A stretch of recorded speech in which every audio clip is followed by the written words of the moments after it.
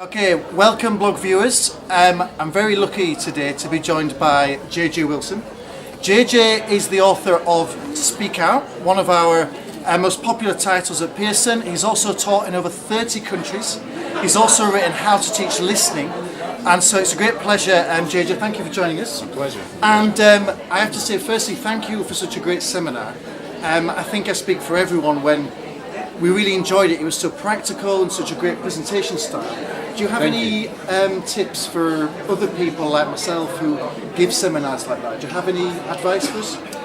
Yeah, I mean, the first thing is you've got to be yourself, and you need to show enthusiasm. I think you can make any number of mistakes. You can mess up, but if you show enthusiasm, the crowd will be with you. Right. That's the first thing. Yeah. Second thing is it's very similar.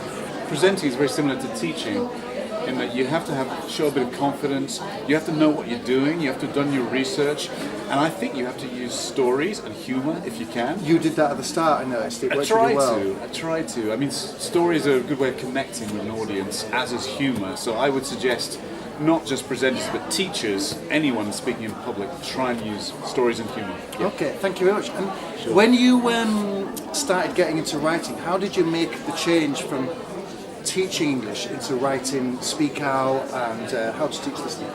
Well, it's funny because all my writing began as writing for my students. I wrote lessons for my students. In my arrogance, I thought that I could do better than textbooks, and I really couldn't. And it took me a number of years to get proficient at writing materials.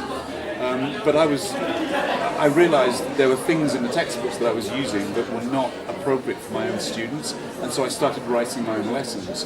And like any skill, with writing, you get better as you do more and more of it. Yeah. And so I was writing lessons and teaching those lessons pretty much every day, and eventually I had so many lessons that I realised I was as much a writer as I was a teacher, and I still am, and I still teach, and I write and teach at the same time. Did the writing of your fiction come before or after the ETL writing? It actually came before. I've been writing fiction. Well, obviously I started writing fiction when I was a little kid for school, but it's something I've always done. I mainly did it for self-expression for myself at first, and I didn't start publishing until I was in my late 20s, which is around the same time I started publishing English language teaching materials. Okay. So, Thank you. yeah. When you wrote Speakout, what was the main idea that you wanted to do with the book to make it kind of different to other titles? We wanted it to be genuinely communicative. We also wanted a real focus on authentic materials, and we wanted a lot of filmed material, mainly because, particularly for younger students, film really is their medium. I mean, that's how people get their news, young people get their entertainment, they're making film on their phones and everything. So we felt that film was really the 21st century medium. So I think those are the three main things. A genuinely communicative course with lots of great speaking, but of course it's not a proper course unless it has a very solid basis in grammar and vocabulary.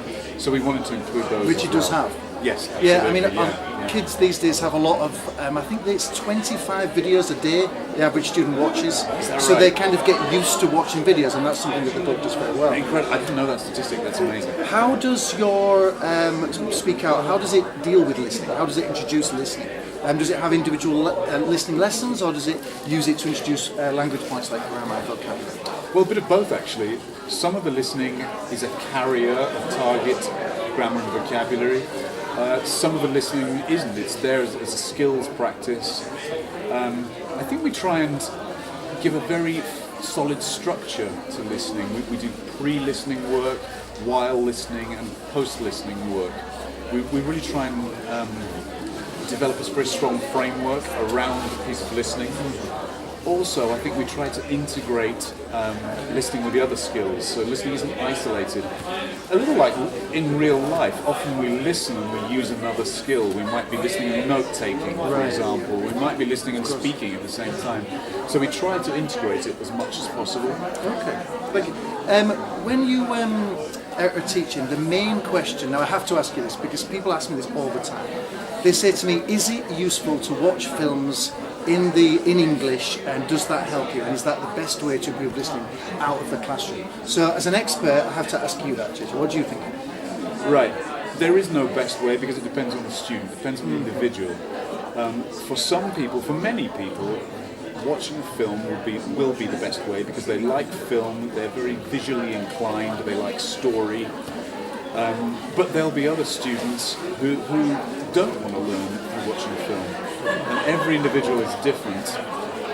Personally, I've found in my own language learning that watching a film has been fantastic for me, and many of my students have enjoyed it. And that's one of the reasons my classroom is full of film. We're always watching short clips, longer clips. But it doesn't work for everybody. That's a good answer. That's exactly the answer now I'm going to tell my students. Thank you. And JJ, the last question. I know you're a rugby man. Yes. Who's going to win the Six Nations this year? Well, I'm a rugby man. I grew up in England. I've always supported England. I love what Eddie Jones is trying to do, so I'm just going to have to say England. Guys, you heard it here first. England are going to win the Six Nations. JJ, that was brilliant. Thank you very much. Thank you, Tom. Thank you for coming to Ukraine. Thank you.